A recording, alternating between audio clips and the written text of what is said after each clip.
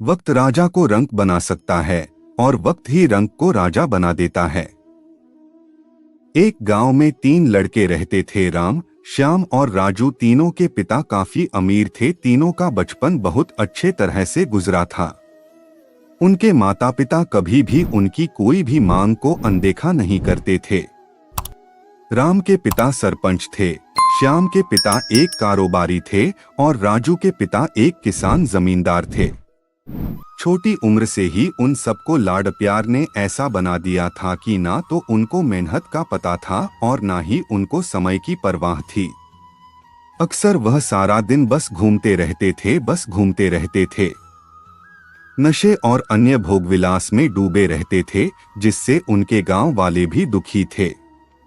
सरपंच और बड़े लोगों के बच्चे होने के कारण उनकी कोई शिकायत कर पाने की हिम्मत नहीं कर पाता था, जिससे उनका मनोबल और बढ़ गया था। एक दिन उनके गांव में बहुत तेज बारिश हुई, जिससे सब लोगों को नुकसान हुआ, जिसमें इन तीनों के पिता भी थे। लेकिन इतना कुछ होने के बाद भी उनके बेटों का वही हाल था। वो बस घूमते रहते, नशा करते, भोगविलास करते रहते थे। माँ बाप काफी चिंतित रहा करते थे। ये तीनों भले ही कितने गंदे थे, लेकिन इन तीनों के अंदर एक खास बात थी जिसकी पहचान किसी को नहीं थी और उनको खुद को भी पता नहीं था।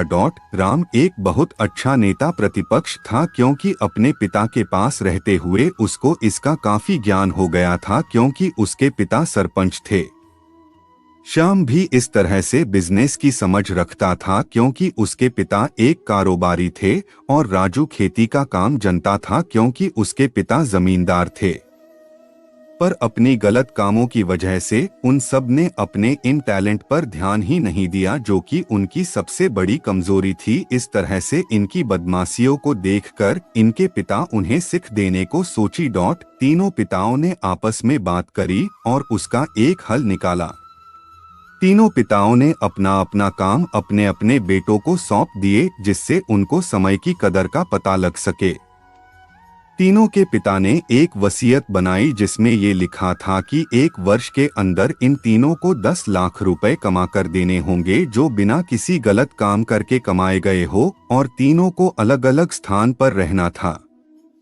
इन तीनों को 5-5 लाख रुपए भी दिए गए, ताकि उनको अपना काम स्टार्ट करने में दिक्कत ना हो। पहले तो सब खुश हो गए कि हम आजाद हो गए, हमको पैसे मिल गए, और ऐसा सोच करके इन्होंने फिर से काफी समय मौज मस्ती करने में लगा दिया। इस तरह से 6 महीने बीत गए और इनका काफी सारा नुकसान भी हुआ।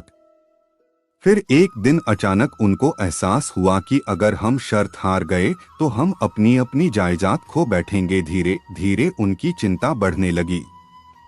एक दिन वो इसी उधेड़ धुन में एक पार्क में बैठे थे और कुछ डिस्कस कर रहे थे कि उनको एक छोटी सी लड़की मिली। वो फूल बेच रही थी और साथ में पढ़ भी रही थी। तीनों लोग उस लड़की के पास में गए। तभी राम ने लड़की से बोला, बेटी आपकी उम्र क्या है? तो लड़की ने जवाब दिया कि मैं 12 साल की हूँ। अंकल। इतना सुनते ही राम ने आचार्य से पूछा कि आप इतने छोटे होकर के खेल नहीं रहे हो? इस पर लड़की ने जवाब दिया कि मेरे पापा अब इस दुनिया में नहीं हैं और माता बीमार रहती है, इसीलिए मैं ये काम करती हूँ।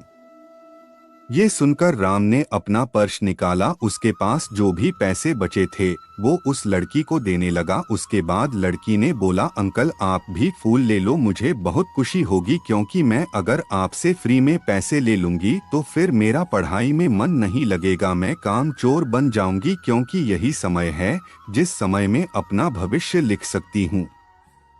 राम ने उस लड़की से सारे फूल ले लिए और तीनों घर लौट आए। उस फूल वाली लड़की का उन तीनों लड़कों पर बहुत गहरा प्रभाव पड़ा।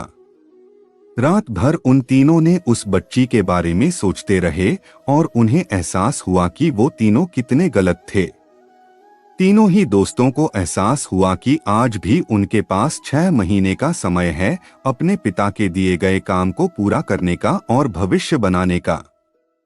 इसी दौरान सब ने सोचा कि अगर बचे हुए समय का सही उपयोग करे तो अभी भी बहुत कुछ किया जा सकता है। इस तरह बाकी दोस्तों ने भी सोचा और दूसरे समय में आकर काम तलाशने लगे, पर उनके शर्त में एक शर्त ये भी थी कि उनको जो भी काम करना है वो अपनी पहचान बताए बिना करेंगे, जिससे ये साफ था कि उनको काम नहीं मिला। और जब काम नहीं मिला तो उन्होंने सोच लिया तो अब वो अगर कुछ भी करेंगे तो अपने गांव में जाकर ही काम करेंगे।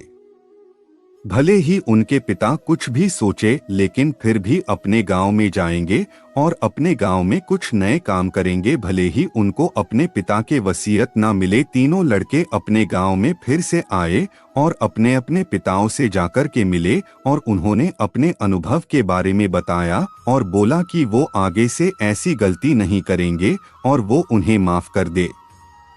लेकिन पिता तो शर्त पे ही अड़े थे। लड़कों को कोई दया नहीं मिली। तीनों को फिर से दुहक हुआ कि तीनों को अपनी गलती की एहसास होने के बाद भी उनके पिता उनका सपोर्ट नहीं कर रहे हैं और फिर से वो रात भर सोचते रहे कि अब क्या किया जाए। तीनों ने मिलकर एक स्कीम निकाली। राम अपने मित्रों के साथ में मिलकर लोगों की प्रॉब्लम को सुलझाने लगा, जिससे उसको गांव की समस्याओं का ज्ञान हुआ। इसी तरह श्याम भी गांव के विकास के लिए नए नए तरीके सीख गया और राजू को किसानों और बीजों का ज्ञान हो जाने से उसको काफी फायदा हुआ। तीनों ने मिलकर अपने बाकी पैसों को सही ढंग से सही जगह लगाकर गांव को एक नया रूप दे दिया। उनकी कड़ी मेहनत से गांव के लोग क्या, दूसरे शहरों के लोग भी उनकी तारीफ करने लगे। उनका गांव तरक्की करने लगा। नई तकनीकों के कारण हर वर्ग के लोगों से उनका जुड़ाव होने लगा और एक समय आने के बाद उनके पिताओं ने भी उनको माफ कर दिया। इस तरह से दोस्तों, उन तीनों को समय की कीमत का अंदाजा हुआ कि पहले वो कितना समय बर्बाद कर रहे थे, लेकिन जब से उनको समय की कीमत का अंदाजा हुआ तब से उन्होंने समय को बर्बाद नहीं किया और काम करके पैसा कमाया, नाम कमाया और ये सीखा ईमानदारी से जिंदगी कैसे जीते हैं।